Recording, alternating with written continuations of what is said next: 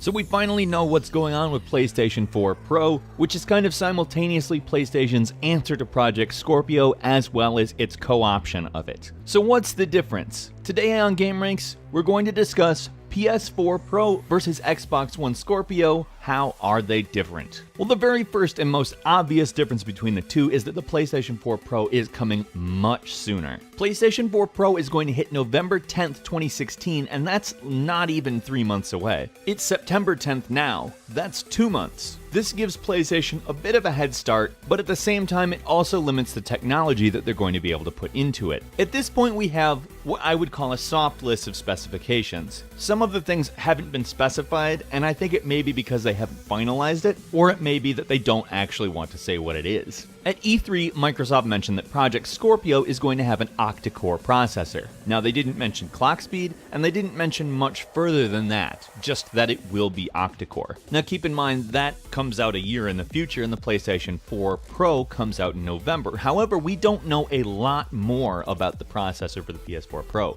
The PS4 Pro is also going to have an octa-core CPU, although if we're going sheerly on number of processors, this is a good spot to illustrate how different a year can make it, because guess what? The original PlayStation 4 also has an octa-core processor, and so does the Xbox One and the Xbox One S. And it's also been confirmed that it's going to be an x86-64 Jaguar. Obviously, as far as structure, is very similar to the PlayStation 4 regular processor. Because of this similarity in architecture, as well as some educated guesses by tech evaluators, a lot of speculation is placing each of these cores at 2.1 GHz, which is certainly higher than the PlayStation 4's. The original PlayStation 4 clocks in at 1.6 GHz on each of the various processors. Also, on paper, it could not really mean a lot. Depending on how it's utilized, if Project Scorpio's processors aren't really a lot higher than 2.1 GHz, it may not be that different. The Xbox One, for instance, has a 1.75 GHz octa-core AMD CPU compared to PS4's 1.6 GHz octa-core AMD CPU. And in a lot of cases, the PlayStation 4 works better. And there's a lot of different reasons for this, but there's probably a reason they aren't releasing specific numbers for either the PlayStation 4 Pro or Project Scorpio, on account Sony is very likely not exactly sure what they're competing with, and Microsoft probably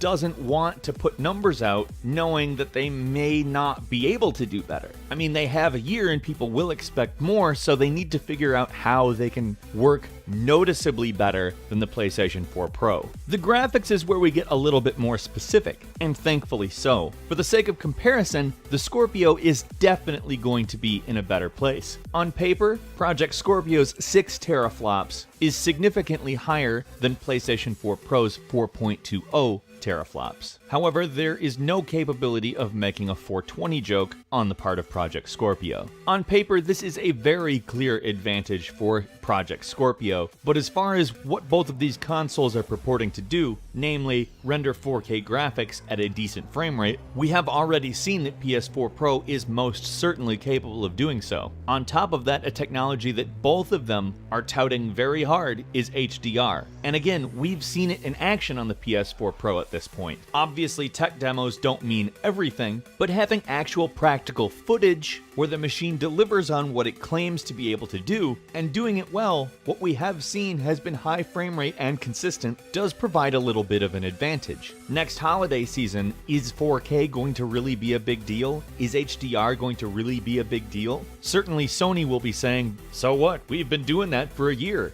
Why haven't you? Which is actually a fairly valid argument. Will the extra 1.8 teraflops of graphics processing power actually be a significant enough improvement once again to make a noticeable difference? Well, let me just say this, I hope so, because I'm not in it for a brand, I'm in it for the better console. I really want stuff to work better. But what we've seen, especially with the current machines, is that numbers on paper don't necessarily translate. It's utilization. So by default, we have to say that Project Scorpio is better, most likely on both a CPU and a a GPU front, but until we put one in our hands and actually play it in comparison to a game that is also out on PlayStation 4 Pro, it's really going to be up in the air. And a year is a very long time for something to be up in the air. One of the advantages that PS4 has had throughout this generation is that the RAM it uses is GDDR5 RAM, while the RAM that the Xbox One uses is GDDR3. Now it's the same amount, 8 gigabytes, but as far as bandwidth, GDDR5 provides a better result. This was not upgraded in the Xbox One S, which still uses GDDR3, but Project Scorpio is going to make the jump to GDDR5. Now, whether or not they stick with 8, there's really no way to say, but it'd be absolutely crazy for them not to jump to GDDR5.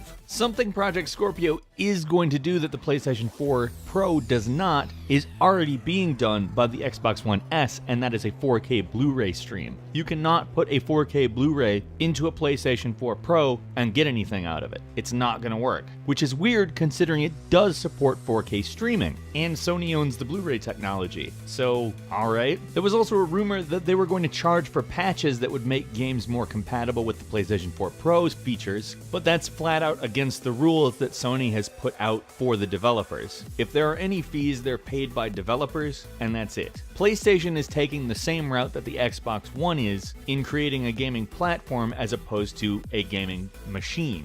Games are made to be compatible with both the PlayStation 4 and the PlayStation 4 Pro, just as Xbox One games are meant to be compatible with Project Scorpio, and vice versa. You're not allowed to make a game that will only play on one of the consoles. Hopefully this is being done with the intent of outmodding backwards compatibility, that it's never an issue again, and that everything can be ported to the current format and just let us play it forever. Just let me have it, okay? Can I have it? Can I have the game? Thanks. PS4 Pro is going to cost you $399 in North America and $349 in the UK. There's no definitive pricing announced on Scorpio, but currently the Xbox One S sells for $299, $349, and $399 depending on which level you buy it at, 500 gigabytes, a terabyte, or 2 terabytes. PS4 Pro is only coming in a terabyte model. Again, we don't have information on what Scorpio will come with, but I would suspect not much difference. If you're into VR, that's probably going to be where you're seeing the biggest difference between the two. The PSVR is a pretty powerful machine, and the most likely reason for the PlayStation 4 Plus existing and coming out a year earlier, but Microsoft revealed that Scorpio is going to actually be capable of running higher res VR devices, and ones that aren't proprietary,